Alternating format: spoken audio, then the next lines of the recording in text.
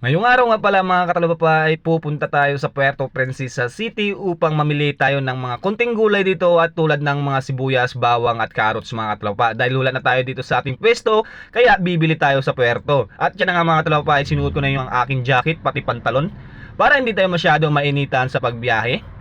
At sinuot na rin nga natin yung ating magandang bag dyan mga tropa. Napakaganda yan. Ang bili ko dyan ay 300 pesos lang.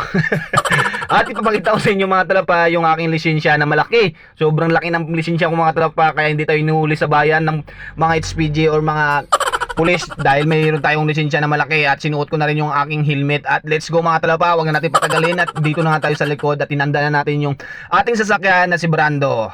At tinila ko na ngayon kanyang tali para masambod ko na dito sa kanyang likod na carrier pesos na to. Let's go!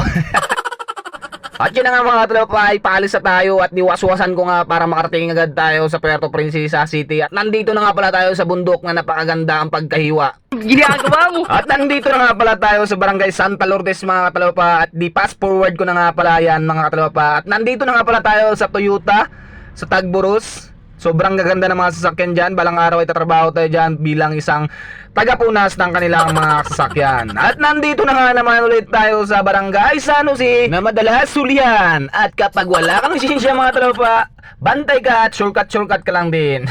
At nakarating na nga pala tayo dito mga tropa sa ating pupuntahan na pinakamurang mga gulay sa Longboy Street, San Jose. At niparking ko na nga si Brando dyan mga tropa.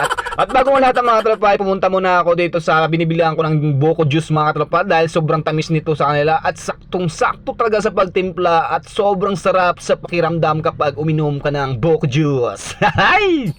Bago ang lahat mga tropa ay shoutout nga pala kay Noriel Bayaborda dyan. At yun na nga mga tropa, ipapasok na tayo sa loob upang mamili ng mga gulay dito mga tropa para makahanap-hanap tayo ng mga mura-mura tulad ng sibuyas na yan mga tropa ay 85 pesos lamang. At bumili na nga rin pala ako ng 2 sakong sibuyas dyan mga tropa para meron tayong stock rin ng 1 sako at isa rin meron din pang display. At inawakan ko pa nga yan mga tropa kung malambot or matigas dahil pag malambot mga tropa ay basa yan sa loob at malulugi ka kapag ganoon.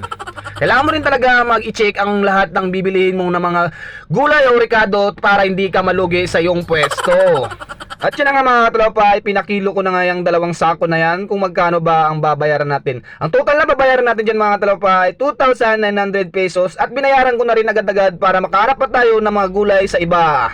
At yun na nga mga tropa, at binayaran ko na nga pala si Busing ng 300,050 pesos, $59,000. Nagdiretso na rin pala ako dito sa Kalamansian dahil hinahanap to ng mga tao doon sa amin na manginginom kasi mga tropa ay nilalapag nila sa gin. 4 gin ang paborito nila doon. Kapag walang kalamansi mga tropa ay bilog-bilog lang sila.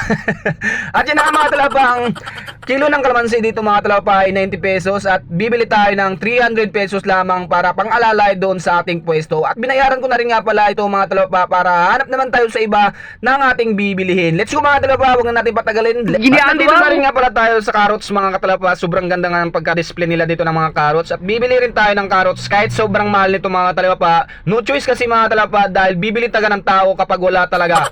At yun na nga mga tropa, ay binayaran ko na rin nga pala itong carrots na to. 5 kilo lang nga pala yung kinuha natin mga tropa dahil meron pa tayong stock doon at pang-alalay lang to at pangdagdag lang sa ating carrots. Okay. Yan nga lahat pala yung binili natin mga tropa. Kunti lang yan mga tropa dahil meron pa tayong mga stock doon. Ito ay pang-alalay lang para sa ating pwesto. At yan na nga mga tropa, ay nilapag ko na nga sasakyan natin na si Brando. Nagbiyahe na nga ako pa uwi mga tropa sa ating pwesto sa Bakungan. At nakatambay nga pala ako dito sa gilid upang mag-inom ng Gatorade pampalakas at hindi tayo naantok sa pagbiyahe. Yan nga mga tropa, sa gilid ako ng kalsada at ang Gatorade ang ating iinumin dahil pangtanggal to sa antok.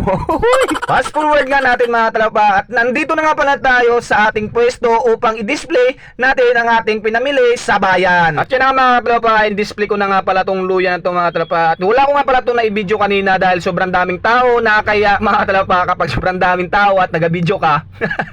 Yan ang mga tropa, kinuha ko yung mga luma sa ilalim at iuna natin yung bago at itlapag natin yung sa taas yung luma para maubos agad para hindi tayo mabulukan ng mga ganyan.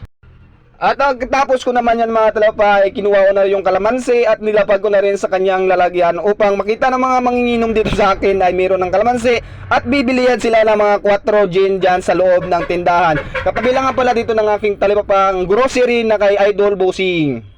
Kung taga Puerto Princesa City ka mga katropa at maliligo ka dito papuntang Bakungan, bili na kayo dito ng mga alak sa amin. Napakamura lang to dito mga tropa, presyong bayan lang din. At maliit lang talaga pinapatubo namin dito. Kung di ka maniwala, susubukan mo para maniwala ka kung gaano ba kamura ng mga inumin dito sa amin. At yan ang mga tropa, at di-display ko ng mga sibuyas, bawang mga tropa. At hanggang dito lang ang ating video mga tropa. At yan ang mga tropa, ay natapos na natin ang ating pag-display. Ito nga pala yung ating pwesto. Maraming salamat sa mga nanonood. At kung wala pa nakapalo, isang follow and share naman dyan.